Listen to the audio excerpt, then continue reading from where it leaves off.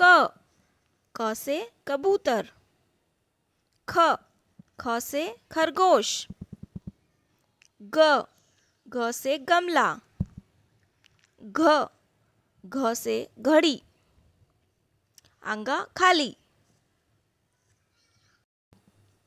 च च से चंदा। छ छ से छाता। ज ज से जहाज। झ झ से झंडा। य खाली। ट ट से टमाटर।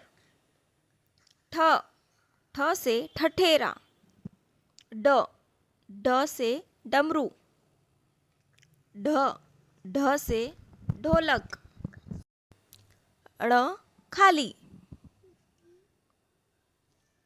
त त से तराजू।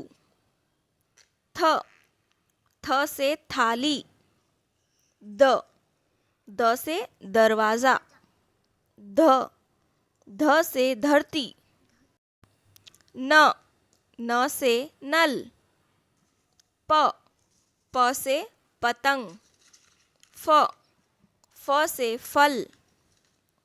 ब ब से बतख।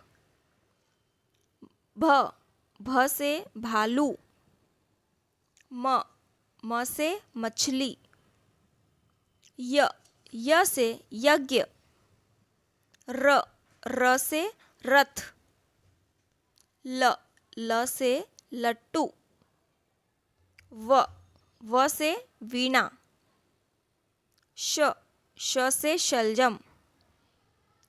श श से षटकोण। स स से साइकिल। ह ह से हाथी। क्ष क्ष से क्षत्रिय। त्र त्र से त्रिशूल। ज्ञ ज्ञ से ज्ञानी। In this video, we have learned to read Hindi interactively.